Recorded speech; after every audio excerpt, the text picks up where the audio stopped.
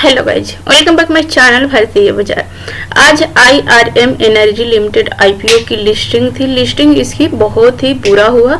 4.5% की इसकी negative listing हुई है। इसकी लिस्टिंग 477.50 के समथिंग हुआ है, तो 4.5% की इसकी निगेटिव लिस्टिंग हुई। कटअप प्राइस इसका हायर प्राइस 500 का था, 500 का था, और इसकी लिस्टिंग 477.50 के पास में हुआ है, तो लगभग 4.5% का निगेटिव लिस्टिंग हुई है। आज इसकी क्लोजिंग डे एंड तक इसकी जो प्राइस है 473.15 पर इसकी क्लोजिंग हुई है। तो जो टोटल अभी तक इसका निगेटिव लिस्टिंग में ही क्लोज किया है, लगभग 5.25% के निगेटिव इसकी क्लोजिंग हुई है।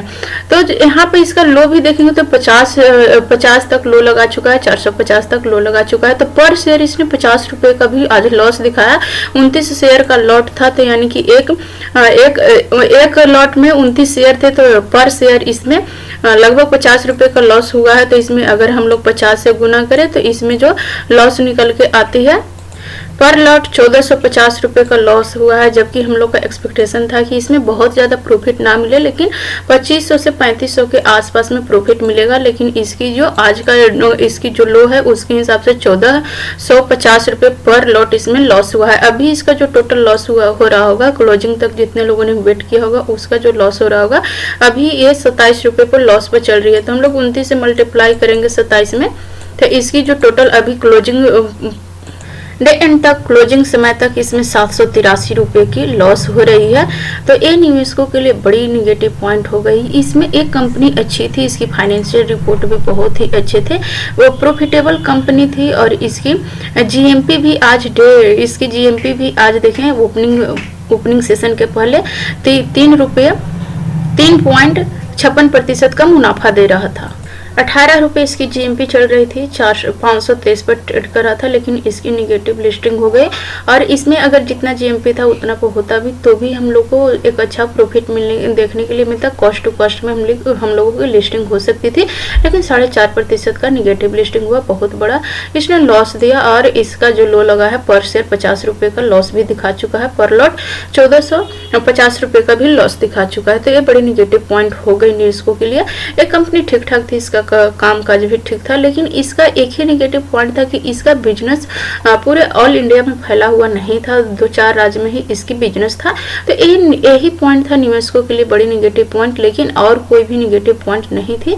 कंपनी अच्छी है, इसकी फाइनेंशियल रिपोर्ट भी अच्छी है, प्रॉफिटेबल कंपनी है, लेकिन इसका जो मौजूदगी है देश के सिर्फ 4 राज्यों में ही मौजूदगी है, यही निगेटिव पॉइंट रहा निवेशकों के लिए।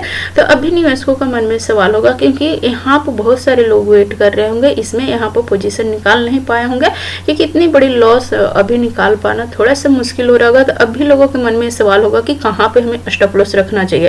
ये बड़ी सवाल हो जाती है, क्योंकि अभी भी ये लॉस में ही है, लगभग 5.5% का लॉस में ही है। तो अभी हम लोग का आज का जो डे लो है उसी को हमें यहाँ पर स्टॉप लॉस लगाना चाहिए। 450 का स्टॉप लॉस लगा करके वेट करना चाहिए।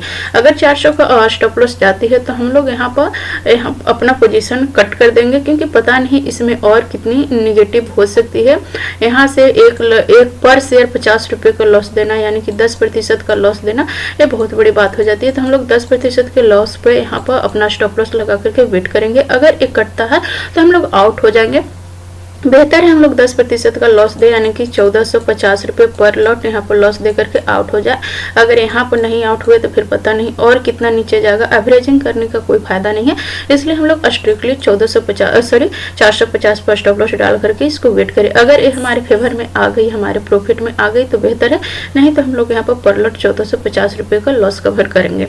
सो आई होप ये पॉइंट्स आप लोग क्लियरली समझ पा रहे होंगे। समझ में आ रही है तो मेरे वीडियो को लाइक कर दे, एंड आईपीओ से रिलेटेड वीडियो पाने के लिए बेल नोटिफिकेशन को भी प्रेस कर दे। अगर वीडियो पसंद आए तो लाइक शेयर करना ना भूलें। So thanks for watching this video till and. जय हिंद।